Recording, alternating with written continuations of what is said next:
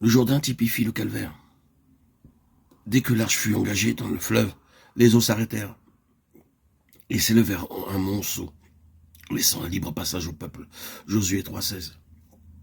L'arche et son propitiatoire taché de sang, refoulant les eaux de destruction, montre Christ affrontant et triomphant de la mort, à cause du sang pur et sans tache de l'agneau de Dieu. De même que devant l'arche, les eaux de destruction furent refoulées, de même la mort n'a pu retenir Christ. Il a souffert la mort pour tous.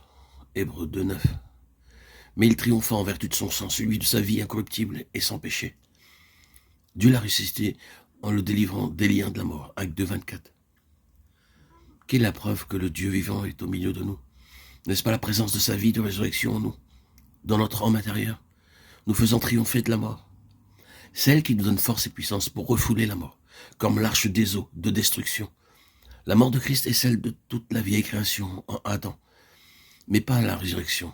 Christ apporte la vie nouvelle pour constituer une nouvelle création, une race nouvelle. Seule la vie de résurrection qui triompha de la mort peut faire de nous des héritiers, des fils. Cette vie-là seulement peut nous faire jouir de notre héritage en Christ et permettre à Dieu d'accomplir par l'Esprit son glorieux dessein. Car ceux qu'il a connus d'avance, il les a aussi prédestinés à être semblables à l'image de son Fils, afin que son Fils soit le premier-né de plusieurs frères. Romains 8, 29. Ainsi la preuve que le Dieu vivant est au milieu de nous, c'est sa présence par le Saint-Esprit, qui dispense la puissance de sa vie de résurrection dans notre homme intérieur. C'est par la puissance de cette vie que nous vainquons la mort sous toutes ses formes, mais nous avons à nous identifier avec lui par la foi dans sa mort, son ensevelissement quant à notre vie naturelle. Nous devons demeurer unis à lui, étant un avec lui, dans sa volonté par une offrande joyeuse et sans réserve.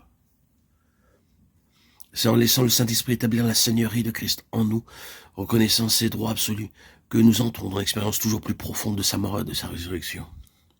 C'est ainsi que notre esprit, devenant mûr, est en voie de formation vers l'état d'homme fait, qui est l'état de fils. Ne savez-vous pas que votre corps est le temple du Saint-Esprit, 1 Corinthiens 6, 19, et notre esprit l'endroit où se tient le Saint-Esprit.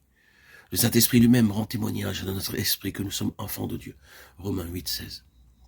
Tout comme Moïse entrait dans la présence de Dieu, nous devons aussi y entrer grâce au précieux sang et apprendre à entendre la voix de Dieu en tant que son peuple racheté. Nous avons là la leçon la plus importante à apprendre. Et de même que Moïse consultait Dieu chaque jour et pour chaque chose, il devait en être de même de nous. Que faisons-nous de l'arche de Dieu? Pouvons-nous dire honnêtement que nous sommes un peuple dirigé, conduit et gouverné par la voix de Dieu, qui nous parle entre les deux chérubins d'or au-dessus du propitiatoire? Pouvons-nous attester cela? Examinons attentivement Nombre 9, 22, 23. Où en sommes-nous? Nous, le peuple de la Nouvelle Alliance, vivons-nous dans cette dépendance? Apprenons-nous cela? La place de l'arche et la voix de Dieu entendue au-dessus du propitiatoire entre les deux chérubins nous parle de la souveraineté du Seigneur Jésus-Christ et de la sainteté de sa position en nous et dans son Église. Il nous montre de façon absolument claire comment le Seigneur entend conduire, diriger et gouverner son peuple, faire de lui non seulement un peuple racheté, mais l'instrument de son dessein, le vase, le véhicule et le moyen par lequel il rendra témoignage de ce qu'il est par nature. Dieu se tiendra là de façon effective, où son règne est une réalité, et que les principes que nous voyons dans la parole de Dieu sont mis en application et expérimentés au sein de son peuple.